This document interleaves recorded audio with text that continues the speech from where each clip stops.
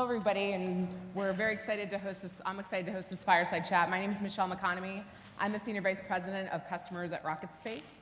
I will share more about RocketSpace later on today, but would love to introduce our panel here to talk about really the corporate and startups. You know, what's the clash of these worlds? While the title's a little scary, there's a lot of really great things that we're going to share here. So I'd like to introduce Tapio, Siik, and Demetrios Zoppos. Hello, everyone. So everyone can read in LinkedIn what I've been doing in the past 30 plus years. But for the purpose of this discussion, I will be putting my Nokia hat on very deeply. I was there for 17 years in various roles from R&D to venturing, and ended up in the venture capital for 7-8 years in the end of it. So I think we'll have a good discussion with a small startup here. Good. Hello everyone, I'm Demetrios. I'm a tech entrepreneur. I've been in the world of entrepreneurship for the past nearly 20 years now. I'm on my 4th startup now. This is an IoT startup called Klevio, and it's based in Ljubljana here, plus London as well. So looking forward to the conversation. Great. So we have lots of great experience in both the corporate and startup world here before us today. And I guess to start, Tapio, if you could share a bit on what is truly driving the intersection between corporates and startups? I guess what are some of the emerging things that have been happening more recently where corporates and startups, there's this clash of these two worlds? First of all, I would like to say that there's been a huge positive development on the corporate side regarding the startup, let's say, relationship and how to approach them. 10, 15 years ago, when I was really starting with Nokia and the startup, let's say, discussions and interface, it was very difficult relationship. And a lot of corporates at that time especially didn't have any tools to work with startups, which is not the case so much today anymore.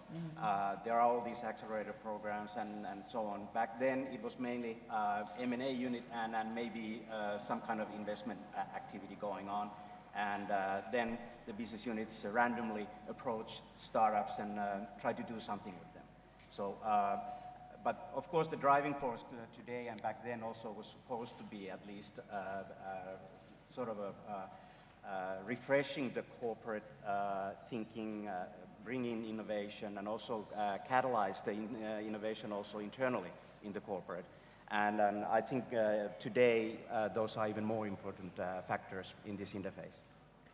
And Demetrios, if you could share on the startup side, kind of Yeah, I what's would agree driving. with that. I would say that 15, maybe even more years ago, it was nigh impossible for a startup to engage in any sensible way with corporates. It was extremely rare. You probably find in some parts of the world, maybe sometimes in America or some enlightened businesses in Europe to do that. But it was very, very difficult for startups to engage with the corporate world because corporates tended to want to control where startups wanted to disrupt.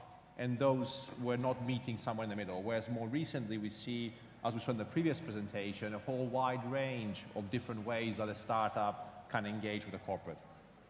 Fantastic.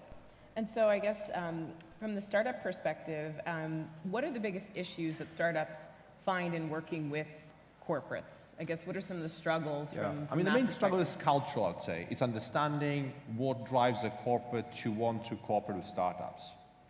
And the reality is that for a startup who is extremely focused in a very narrow area to disrupt, it's very difficult for a startup to try and understand the politics of a larger corporation, what drives the decision-making, who the decision-makers are, the whole organizational context. So that cultural gap means that you have to put a lot of effort in as a startup to find an entry for engagement. It's not always obvious who to talk to, and if you do identify them, it's not always clear as to what the objectives are. It takes several meetings, several cycles to get to that point. And I just put that down as being a cultural gap. Right. And I would say, though, I would follow up with a question around, if you're a startup, how do you not burn cycles too much in trying to find your way through a corporate? Any kind of Yeah, I would say it's a very similar situation like when you engage with VCs. I mean, I don't think it's any different, just a different context. Right. When you're trying to pitch, for example, for funding in a startup, you'd have your list of preferred sort of venture capitalists. You do the road shows, you go and knock on lots of doors, you get lots of rejections. But it's a genre that now has become understood. And you know when somebody says maybe you hear no, you know how to move on and you know what that means. So you understand sort of the signs and the norms, the sort of custom of that communication. With corporates, it's much more difficult. It's harder to decipher when a corporate is interested or not interested, in what way they're interested. So I would say that from my point of view, I would only sort of advise startups want to engage with corporates to try and do it in situations whereby they understand a bit more about the corporate context. Do their homework first. That's really good advice. And I'd say on the corporate side, Tapio, from your experience, I guess, what are some of the biggest issues that corporations are dealing with when it comes to the startup world? What are some things that you've seen that have been true issues to a corporate? I would say it's a bit similar, thing, but maybe to say it differently is that in one word, the key difference is clock speed. So the startups are moving just so fast that the corporates normally don't have any chance of sort of following up the startup with the speed. And then from the startup point of view, the problem is that the startup most likely will run out of money before the corporate guy can even open the PowerPoint. And then on the corporate side, the challenge is that because of their slower processes and decision making, it's very hard to make a, let's say, a justifiable proposal to the management to work with the startup, because the runway for the startup is so short. If you look at how much money they have in the bank account, it's very tough. I remember in my Nokia times, I was proposing this one cooperation with a startup, and the Nokia financial guys told me that, well, the company is in bankruptcy. They are out of money in 6 months. And I said, yeah, that's a good situation. But of course, from the corporate point of view, that's very hard sort of environment to be in. And then I think going to your point about finding the right way to work with a corporate, I think it's one of the key things, which actually applies to any life situation, is that know who you are dealing with. And in this case, it means that you have to look at the corporate background, what has the corporate done in the past with startups, and how they've cooperated. But I would say that even more important is to understand who you are talking with. Who is the guy or her gal who are talking with? What's the role he or she has in the company?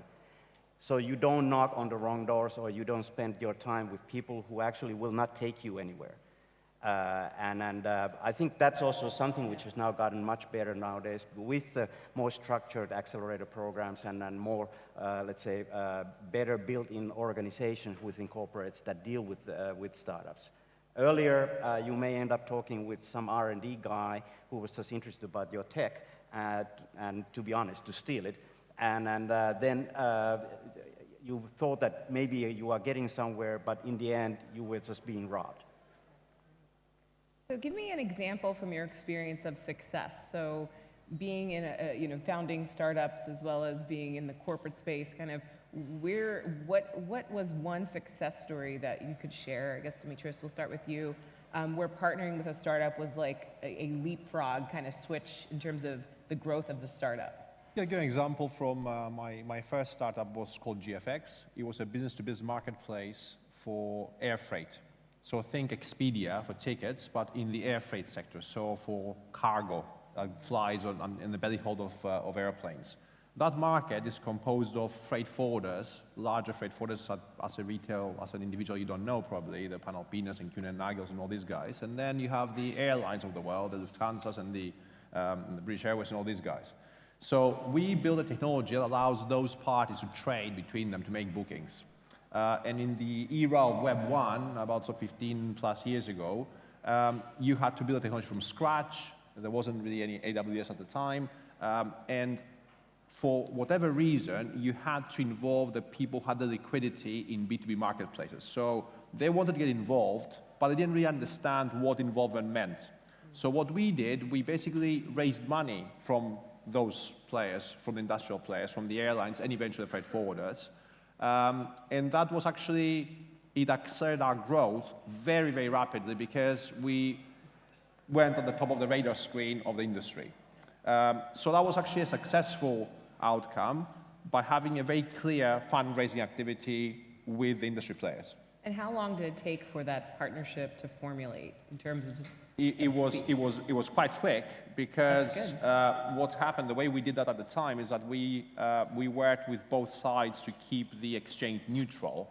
For us, neutrality is very important, so we engaged with both airlines and freight forwarders that had a customer-supplier relationship, and we offered equity to both sides. Yeah. Now, we didn't say want to raise money from industry, and I'll tell you on the negative side as to how that went wrong as well. But on the positive side is that once you raised money, you were on top of the radar screen for everywhere in cargo across the world. It was very quick. Wow, good, great. Thank you. And Tapio, I guess from your experience on the corporate side, investor side, I guess what are some of the success stories, if you could highlight one that, in terms of whether it be the time frame or the outcomes that both sides experience, both the startup and the corporate? Of course, it depends heavily on how you define success in this kind of situation. So we had with Nokia a couple of good cases where we invested in the company and brought the company into the radar of the other VCs. Maybe one thing to clarify is that the way Nokia structured from day one all the investment activities was the traditional GP LP model from the Valley. So there was clearly a separate fund and clearly a separate management team. So let's say in theory, I would say, and mostly also in practice, the decision making for the investments was separate from the corporate. So the intention was not even to fulfill all the wishes of the Nokia management, and that didn't always happen either. So, but anyways, I would say that from the startup point of view, I would say the success cases were a bit similar to what you said, our investment triggered and opened the doors for bigger funding rounds by bigger players later. And then some of the companies went all the way to IPO in NASDAQ and so on. Then from the, let's say, corporate or Nokia point of view, then some of these like startup activities, maybe, well, at this point it's even no problem talking about with names. So Gate 5 was acquired by Nokia. It's a Berlin-based company, and that became here. All the mobile navigation applications basically that Nokia developed, and now it's been moving on, but those came from a small startup. And then, of course, with the Nokia and the Navtech acquisition and bundling all that together was, from the Nokia point of view, a very good way of sort of creating value, because, of course, the price tags were totally different. I think Navtech was $5+ billion something, and Gate 5 was much, much less. It was in, I think, 100 million or something range, but still, that 100 million investment on by buying a startup actually made it possible to monetize the 5 billion investment on Navtech. Great, and I just want to remind everybody to please contribute any questions via the mobile app. Also, I guess to pivot a little bit, I think the clash of the two worlds really comes from the fact that, as I think Arnaud this morning was sharing, that startups are breaking through very quickly in terms of disruption and disrupting industries and sectors that you never kind of imagined could be possible. I guess from your perspective, what industries are ripe for disruption? We've seen the collapse of a couple of industries, but what are some of the ones that you think are on the kind of forefront of having the biggest challenges? Well, from my point of view, I think this as we heard in the previous presentations, is that you have industries and you have also technologies. I think on the technology side, the things that will help that disruption are things like, obviously, AI, artificial intelligence, in my view, is a frontier technology, hasn't been felt yet in many industries. That's one thing that will transform, in my view, the economics of a number of industries. AR, VR, mixed R, I think is also a very interesting sort of technology that will do that. But if you look at the various sort of vertical industries that haven't been yet fully disrupted, or there's a lot of kind of still room for maneuver, I'd say one of them is insurance. I think insurance is one of those industries that is very traditional in the way it's distributed, in the way it's priced, in the way business is done.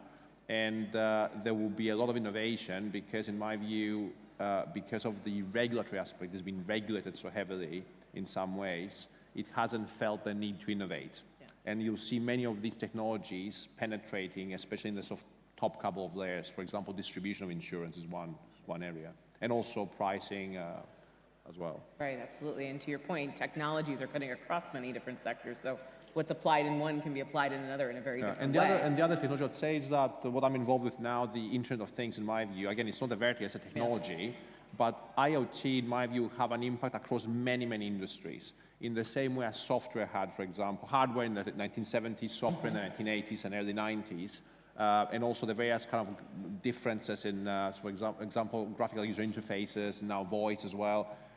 You've seen the progression on the software side, but for physical devices have not really been connected to networks.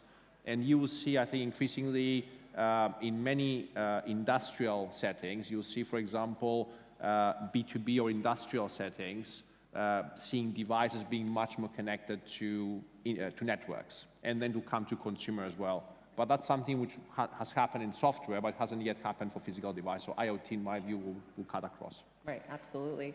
Tapio, in your opinion, what's an industry ripe for disruption from your perspective? I think definitely blockchain is going to do a lot of damage on multiple areas, and that's just, it's already happening, but the speed is just increasing. And that will disrupt the whole notion of owning and using any currency or asset for payment.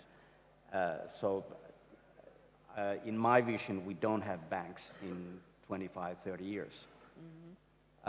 It will be somehow sort of a disappearing, let's say, act in a sense, because people deal directly with each other when it comes to exchanging value or assets. And then, of course, AI is something which will also disrupt multiple areas as well. But the thing is that I think Henry Thierry, who's the ex-CTO of Nokia, just made this one good presentation I saw, and he said that bits are eating bytes. And that's happening faster and faster all the time. And of course, one way to sort of think about it is that, okay, what 3D printing can do. So if you are manufacturing anything at the moment that needs to be shipped, I think you are in trouble also, because the goods will be manufactured at home. You just order it, and the software more or less creates it for you by 3D printing. We are not there yet, but well, if you look at what's happening in that space, it's amazing what can be done with 3D printing already today. So to the point around disruption happening so quickly of industries through the technologies that we're seeing emerge over the last few years, I guess from a corporate's perspective, how do you stay in the know? How do you really keep on top of what truly is a signal versus the noise? I guess, Tapio, from your perspective, well, looking what happened to Nokia, I don't know if I'm the right person to answer. Good to share. Let's say, of course, I would say with Nokia that there are already books being and had been written about it, what happened there with Apple coming along and then changing the mobile phone side or killing it, all of it more or less. Nokia, of course, today is still a strong infrastructure player on the mobile networks. So that part is more or less, surprisingly, actually, I would say for many, it's still around. I actually joined Nokia Networks 94, 95, and at the time, the mobile phone side was just a few guys putting together some phones somewhere in Finland. And then that took off, and everyone thought that, okay, the network is boring, and no one wants to do that. And, well, what's left of Nokia today? So these things just happen many different ways. But staying sort of ahead of your competition as a corporate is really hard. And if you look at how quickly the top corporates are being renewed nowadays, so the top 20 companies today, and if you look at 10 years ago, what were the top 20 companies? There are very few left there, and that trend will, I think, continue. And it's I don't know if I knew how to keep the company up there in the top 10, I probably wouldn't be talking here, but there would be a lot more, let's say, interested parties to hear maybe what I'm saying. But it's something that what happened to Nokia, I would like to sort of say that innovation never stopped in Nokia mobile phones. There was a lot of good innovation there, and we did have Skype already in '98. I was developing it myself. We had touch phone, actually using Windows operating system 99, and so we had all the technology, we had even the products, but we were not allowed to launch them because the corporate got scared that, okay, we will eat up the core business. So I think one thing for the corporate to stay alive is to cannibalize your own business as much as you can and as quickly as you can. Because if you try to stick to your guns and defend what you are doing today, you will be not around tomorrow. That's a great piece of advice. Thank you. And Demetrios, I guess from the startup side, startups have to out-innovate just as fast as corporates do as well. There's so many startups every year being created. I guess from a startup's perspective, how does a startup stay in the know of, their competition, and also how do they stay in the know around solutions that corporates need? I guess any advice or any thoughts there? Well, I would say interestingly you don't. The idea is that you get better and better at what you do, and you hope that your solution is 10, 20, 30 times better than what a corporate can do in that particular area. That's why it's called disruption, because you can offer something out there which disrupts an existing business model. In many ways, for corporates to work with startups, it's a commitment strategy for internal disruption, as Tapio said very rightly, I think. And that's what I think startups have to recognize, that for corporates who accept that, and accept that they can learn from startups and engage with them in a way that will help them disrupt themselves, then that's a positive sign for a startup to engage with a corporate. Whether the corporate is trying to defend, for example, to acquire something or to invest in something to shut it down or control a channel or whatever, that's for me a yellow flag or red flag. It's much more difficult to engage. So in many ways, they're not so different worlds. It's just that it's an innovation process happening either organizationally within a startup, a separate entity, or happening within a corporate.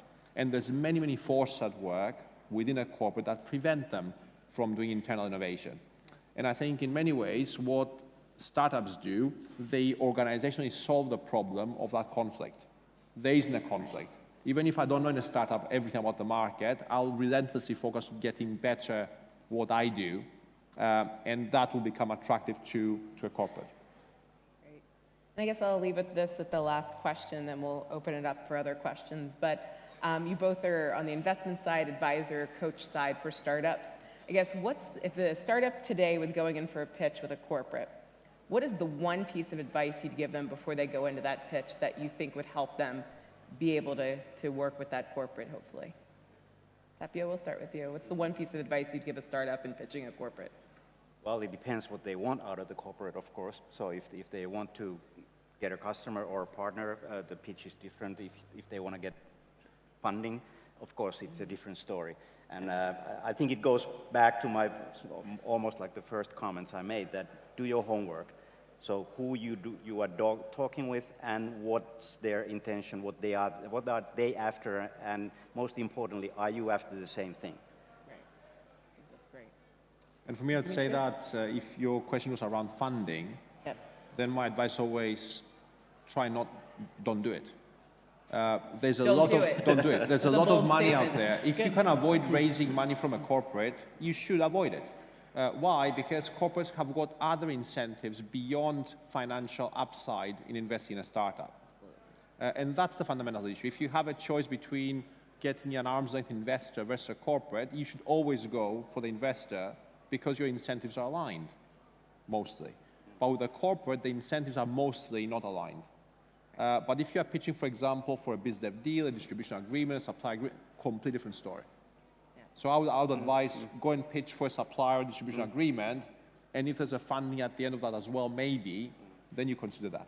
So just to expand a little bit, and then I'll end this, but on the side where you said corporates, if you're only going after corporate for investment, that's not the only way. I guess what are things that startups should look for in a corporate, and if they're going to go in for the investment side from a corporate, what other things should corporates offer them to be able to take that money? Well, What are corporates the should other offer them independence. Yeah. They should offer them basically no control rights. That's the number one thing. So if you're investing and your incentive is purely financial upside, which is rarely is, I'd say, it's mostly learning or something else, or maybe channel control, you'd be happy to invest without any control rights. But I know that most corporates would be very uncomfortable in investing reasonable amounts of money into a startup without some control rights. Great. All right. Well, thank you to both of you for a great session here. Thank you.